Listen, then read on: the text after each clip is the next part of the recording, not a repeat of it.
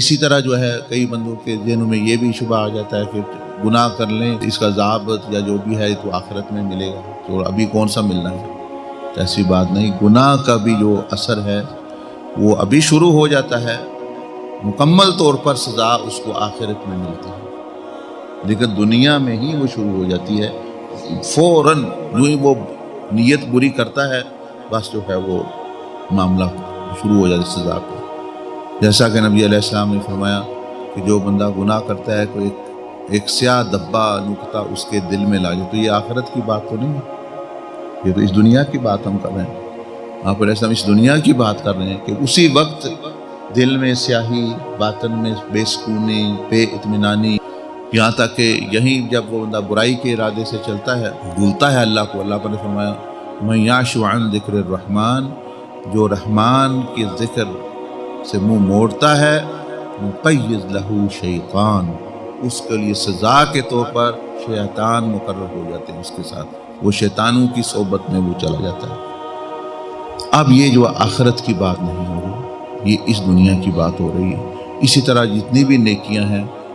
ان کو آپ دیکھیں گے کہ ان کا دنیا میں بھی فائدہ ہے فوراً، ہاں یہ ہے کہ الگ بات ہے کہ وہ آخرت میں بھی، وہ قبر میں بھی، حشر میں بھی وہاں بھی فائدہ دیں گی۔ باقی جو گناہ ہے اس کا بھی نقصان یہیں شروع ہو جاتا ہے،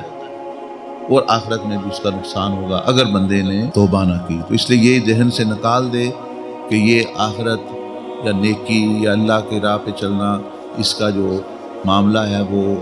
ادار ہے، نہیں، یہ بھی نقد ہے، اسی وقت شروع ہو جاتا ہے، لیکن یہ کیونکہ بہت بڑا عمل ہے یہ پھر چلتا رہتا ہے، اس کا فائدہ ہوتا رہتا ہے، یہاں تک کہ بندہ جہان بھی بدل جائے، موت بھی آ جائے،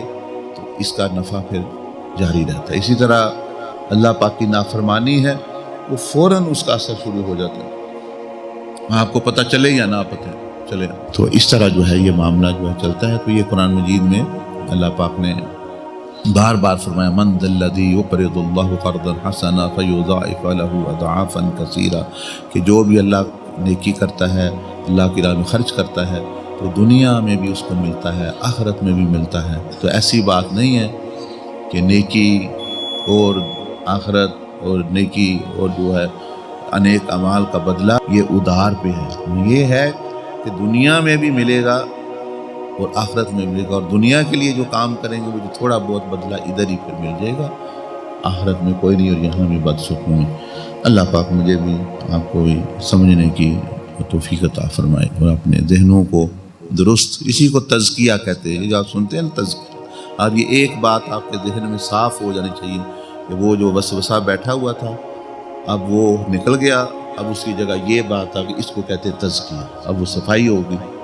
اب اگلی دفعہ آپ نیکی کریں گے تو آپ سوچیں گے کہ بھئی ایسی بات نہیں ہے کہ آخرت میں، بلکہ فوراً مجھے ہونا شروع ہو، گناہ کروں گا تو فوراً اس کا بدلہ کروں۔ کئی دفعہ پھر وہ چھپا ہوا ہوتا ہے، نظر نہیں آتے ہمیں وہ جو نور ہے، لیکن اس کا اثر پھر ظاہر ہوتا ہے آہستہ آہستہ۔ اللہ پاک کئی دفعہ بندے کو فضل کے طور پر اپنی رحمت سے، کیونکہ اللہ پاک ستار ہے، غفار ہے، وہ ڈھیل دے دیتا ہے، لیکن یہ نہیں ہے کہ اس کا بدلہ روک لیا جاتا ہے، نہیں، وہ یکدم پھر وہ آتی چیز۔